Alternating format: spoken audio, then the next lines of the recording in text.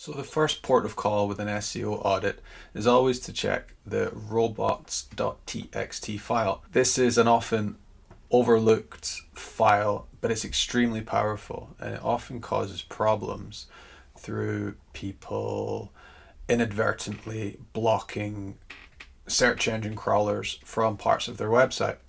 So it's really easily found. So if we just go for the BBC website, for example, and we add robots.txt to the end of it there, should work for any website that has a robots file.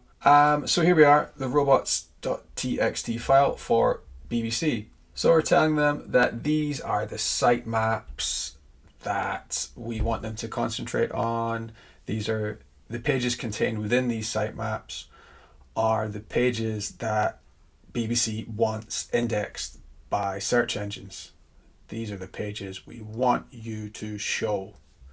So it's always a good thing to have in your robots file.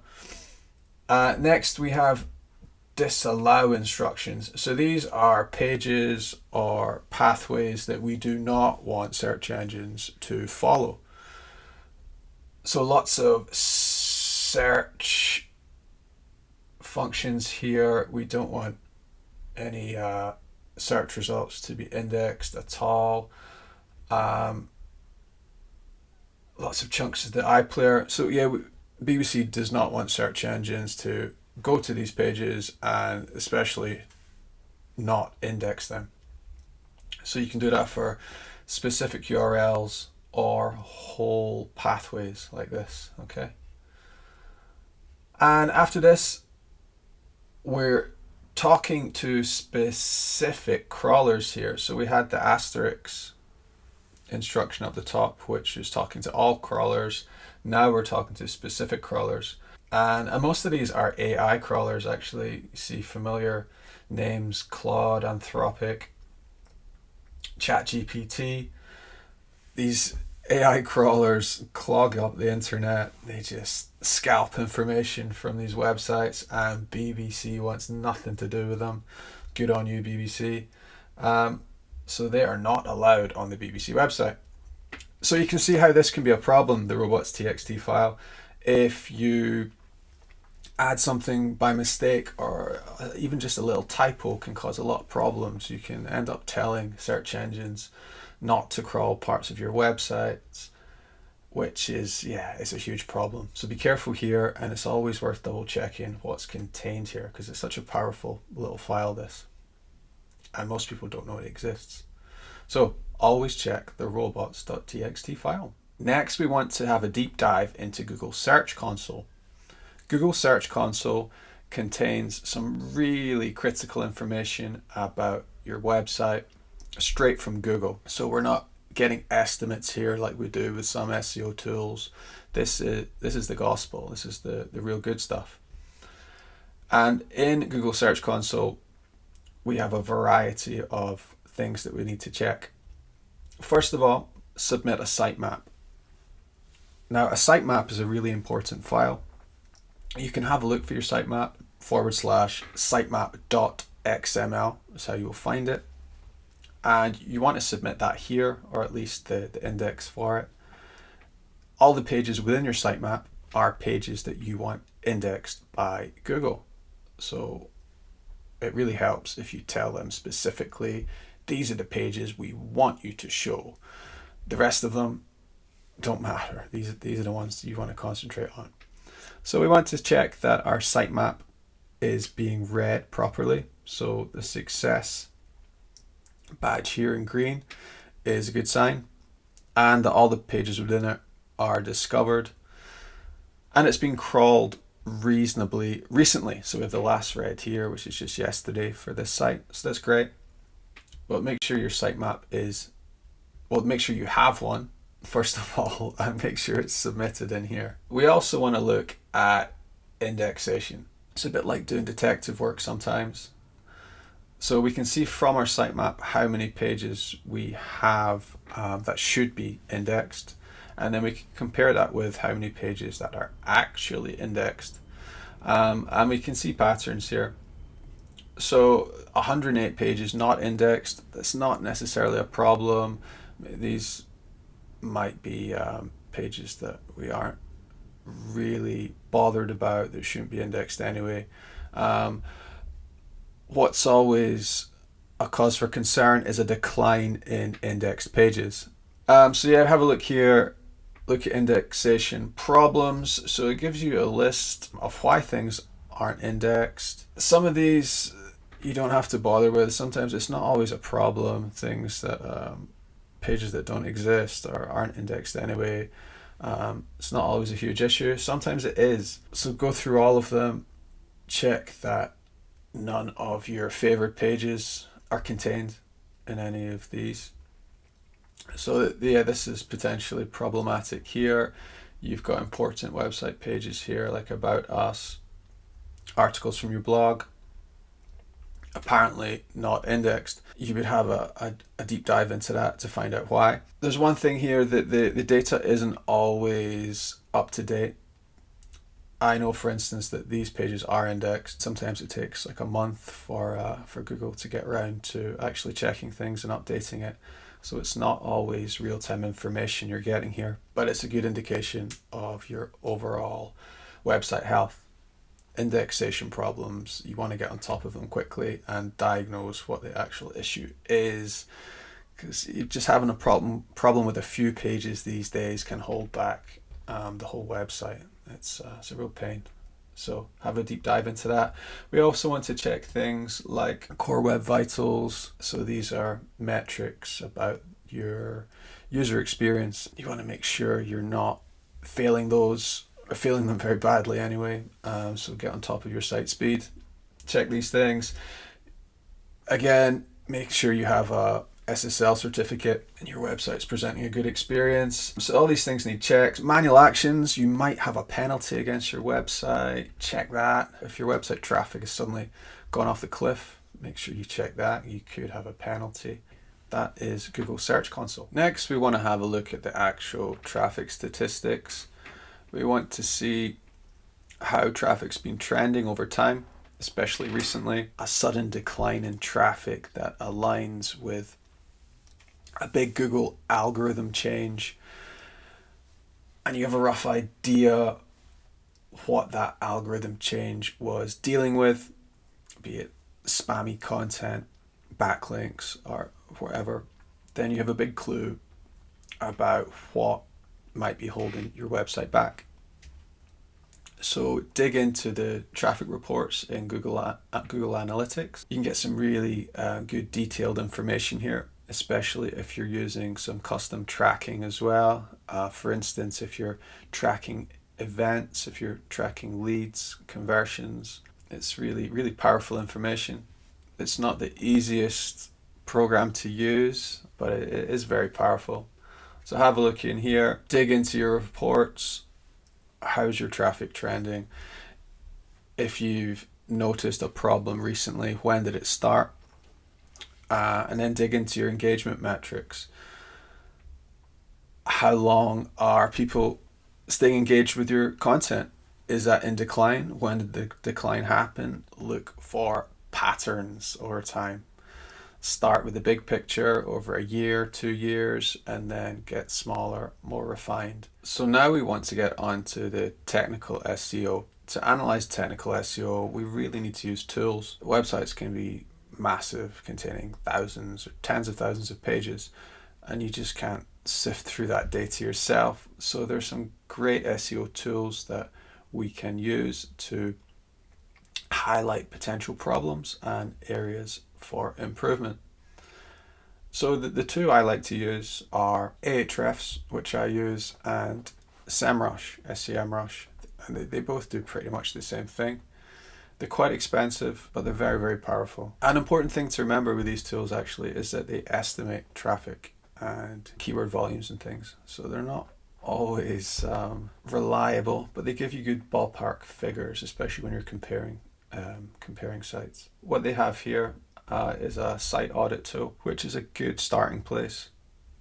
This doesn't give me everything that I want, but it gives a good indication of a site's health. So we can just dig into one of these here. So it gives you an overall health score. You want to be aiming for 100. It's not that hard to do.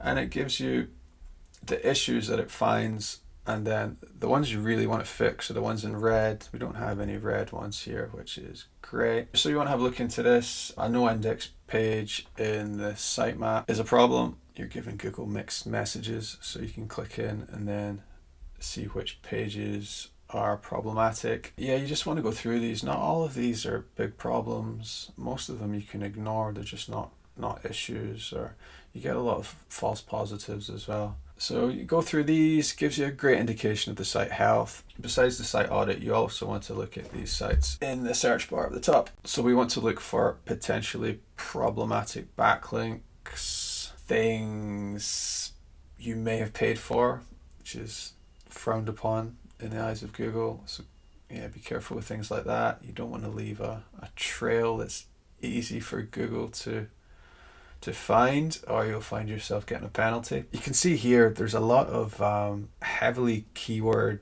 targeted backlinks here, where the anchors are, I imagine, lucrative keywords. These backlinks are for what look like garbage websites. So you've got these rubbish websites which are probably built for the purpose of creating backlinks, backlink farms.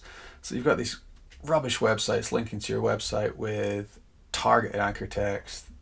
This is not good. Google might ignore this, or Google may think you're trying to manipulate rankings, which will land you with a big, painful penalty. So be careful with things like that. An SEO audit needs to look at backlinks. Ahrefs is quite a good way of doing that. You can also do this in Google Search Console, but it will give you less information. Other things, you look at keywords you're targeting, or keywords you're ranking for. Competitors, a good audit will also look at competitors and keyword gaps. What things are competitors ranking for that you're not? Areas where you can make big gains. So that's a really good tool there. So yeah, Ahrefs is a great start, but it's not the most in-depth auditing tool. So you want to use something like Screaming Frog, which is probably the best crawler for audits, or Sitebulb, which I have here, which is a bit more user-friendly. So you can crawl your website. Like Ahrefs, you get this audit score, a bit more advanced in what it can do and the things it will pick up. Again, a lot of these you can ignore, but pay attention to the ones in red, which could be big problems. So we'll go through these, show you the URLs that are problematic, and it'll give you hints on how to fix it. It might get a bit tech heavy for some, but yeah, it's a really powerful tool, this. You can also look at internal links, which are really important for the structure of your site. You want to make sure your site is easily crawled through internal links linking to similar pages. We've got on-page scores, duplicate content, which can be a big problem if you've got pages that are ranking for the same terms because they essentially have the same or very similar content. That's a big issue. Google doesn't like that. It's not going to help your rankings. And something I really love about this tool is the crawl maps. So you can get a picture of the structure of your website. So you want a website that's easily navigated. You can go from your homepage to every other page on the website within probably 3 clicks max. They're clicking through 3 pages. Any more than that is a huge, big problem. So you can look at your click depth, how easily pages are accessed, and how well you're categorizing things. So this is a great overall picture to have. It's quite a complex thing, but to have this visual representation of it is awesome. So you have the click depth. Click depth shows up there for this page is 5, which is not good. That means it takes from the home page, it'll take clicking through 5 pages to reach this one. So that's a bit too much. That page is kind of buried in the website. be difficult for users to find and difficult for Google to find, which is bad news. These more in-depth analysis tools are awesome, key part of technical audit, being able to use it and interpret the results. A key part of a really good SEO audit is just getting hands-on with a website, understanding the user experience, the customer journey, and the overall visual appeal of it. Does it work? And how's it set up for conversions? Do you have call to actions in the right places? Are you losing clients because you're just not asking them the right questions at the right times? I've got a Google search for best tax advisor Manchester, so I don't want to look at anything on the first page. I assume that the SEO is pretty good. So let's have a look at the second page here. Pick out a site. Good Accountant. I'm gonna have to go with that. I love the name, straight to the point. Right, so there's a problem here straight away with Good Accountant, and that is that the SEO title here is truncated, an area to optimize straight away. They've used a title that's too long, and Google has just said, no, stop that. So it doesn't really make sense. So let's click through and see how good Good Accountant is. Okay, so showing its age a bit visually, it's not very attractive. And what I would like to see here in the above the fold view, the above the fold view is just the first viewing window you get before you scroll. We want a call to action here, something encouraging you to take action, be it a button or something in a prominent place. Asking to get a free quote or whatever it is that you do. So I'd like to see a call to action here. And I really don't like the contrast of these colors here. Not very pleasant at all. There's a lot of color as well. It's just not very well branded at all. So you're pretty unpleasant to the eyes. We've got greens, orange, black, white, everything you can think of here. Not nice. So moving on, we have just a very generic feel. It's all images and icons that you see on many websites. There's nothing unique or original here. It's just nothing that makes you stand out from the crowd. It's all stock images. Oh, we find our first call to action. Oh, I guess we got to learn more about us. It's not really encouraging you for action, but yeah, down at the bottom of the page, get started, contact us. So you're asking the potential customer to do a lot of scrolling before you're asking them to do anything, and it's not very prominent anyway. A bit too much text, not good for conversions. This, you got to make it a bit more attractive. At least use some bold type in there to highlight the important parts. You've got your services here, what you specialize in. Okay, not really obvious that you can click through to them. But yeah, lots of work to be done here. Let's click through to one of the service pages. First of all, let's look at the about page. Who are you, Good Accountant? I want to know who the people are that work for this company. Real, verifiable people. It would help me to see some pictures at least, so I know who you are. Got nothing like that here. If I was going to use an accountant I found online, I would want to know who I was dealing with. A name would help. No names, no people, no pictures. I mean, I can pretty much guarantee that this website does not convert well. There are no signals of trust here at all. So this kind of page is really important for the potential client, the user, and also for search engines. You want to be giving them signals of trust. There are none. You should be having profiles here of people that work at the company, links to socials. LinkedIn, for instance, is good for business. Past work, qualifications, experience.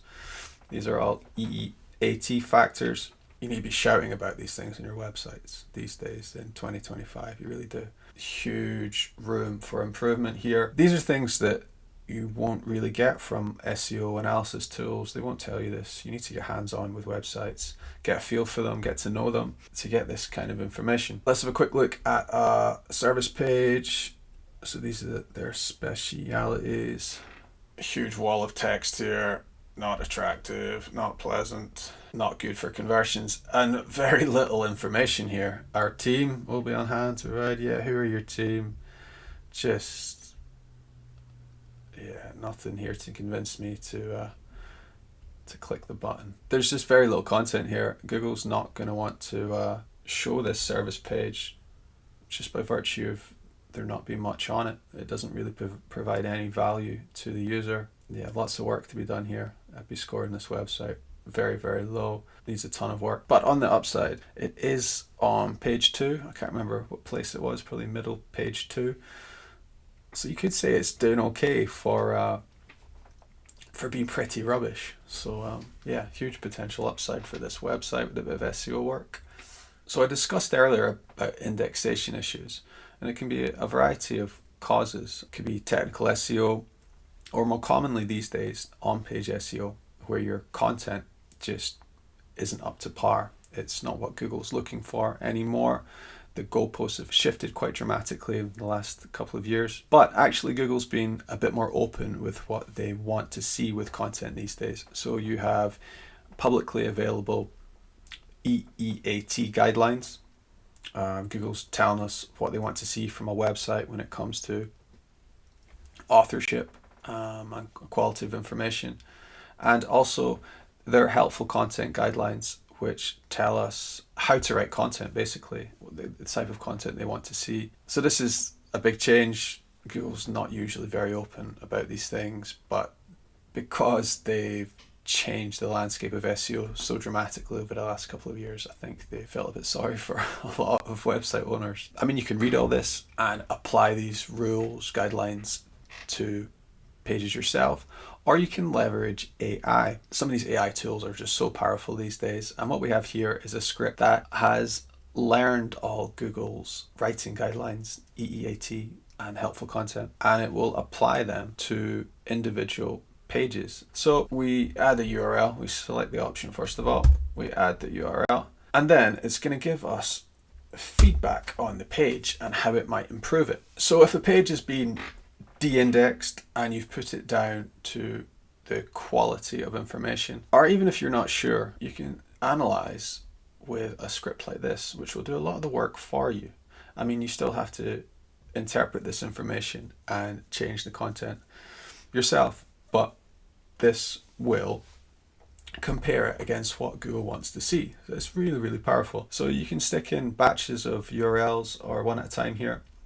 So we start off with the content quality and relevance, scoring it 6 out of 10. And it's telling us what the problems are. Lacks in-depth analysis, actionable steps, insufficient originality. That's a big problem. No unique insight. So it even tells you what you can do: enhance the detail, expand specific examples, address related questions. Second step, build credibility and authority. So we're on to EEAT here. The article lacks an author bio. So there's a big problem there. We want verifiable articles by subject matter experts, and we've lacked evidence to authoritative sources of data. So these are big problems. Easily rectified though. Increase audience engagement, step 3 here. So there's limited visual content on the page, an absence of interactive elements. These are 2 great tips to increase engagement and time on page, which are huge metrics that Google measures to assess the quality of information that it's providing. Generic content, missed problem solving opportunities. Yeah, it's not great, this article, is it? The AI is getting stuck into it here. Here with the readability, dense text blocks, lack of clear headings. Really great feedback on the article here. And you can ask it to expand on anything. You get suggestions. Amazing tool here. Analyzes pages and gets to the bottom of content issues straight away.